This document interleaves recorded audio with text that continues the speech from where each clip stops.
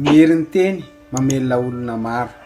Ny teny dia manana hery manokana. Be dia be ny olona te hanana fiainana tsara, nefa ny zavatra teneniny tsy tsara, tsy mety.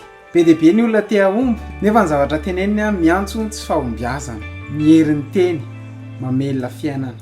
Izay indray no jerentsika ao anatin'ity vidéo ity ka manasa anao hanaraka an'izany hatramin'ny farany ho arahantsika ao aorianan'ny générique.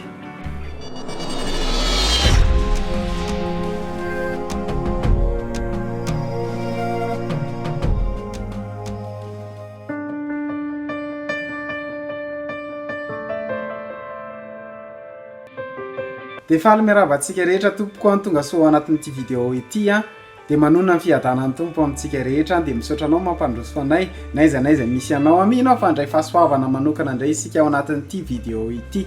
Ohabolana toko fahafolo andininy faraiky amby roapolo dia mivaky toy izao amin'ny anaran'i Jesosy: ny molotry ny marina mamelona ny maro.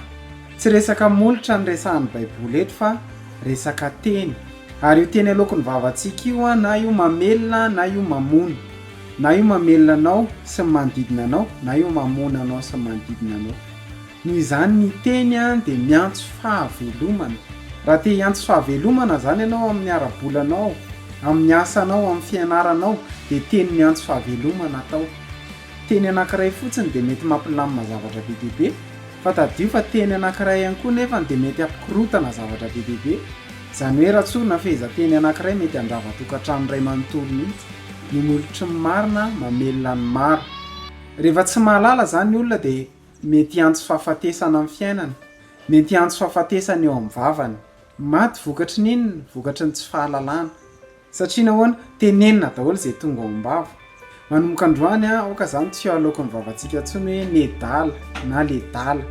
Fa ny dikany hoe nedala dia zao le adala. Hoy ny ten'Andriamanitra teo: maty ny adala noho ny tsy fahalalana. Isika tsy Andriamanitra, tsy hoe miteny indrem-pandeha isika dia tanteraka, fa rehefa averimberintsika tenenina foana iny dia tanteraka eo amin'ny fiainantsika. Rehefa averimberintsika iny dia tsy maintsy miantso zavatra eo amin'ny fiainantsika. Ny olona mahomby rehetra eto ambonin'ny tany dia tsy miteny izay tenenin'ny olona, fa ny olona tsy mahomby rehetra dia izay tenenin'ny olona rehetrarehetra izao dia teneniny daholo. Ny teny aloako ny vavantsika zany dia mamelona marina, mamono ny maro. Hitantsika le expérience nataontsika indroa zay momba an'ireo vocal anankitelo ireo, dia hitantsika hoe vocal anankiray nasiana hoe love, ary ny faharoa nasiana hoe hate, ary ny fahatelo nasiana hoe ignore. Dia samy mitenenana zavatra daholo. Ireo vocal ireo nasiantsika vary efa nampangotrahana dia navela tao izy nandritry ny 20 andro dia izao ny vokany. Na hivavaka takany ahoana ary tsika nefa tsy mahafantatra amin'ny fanalahidin'ny teny dia tsisy fiantraikany io.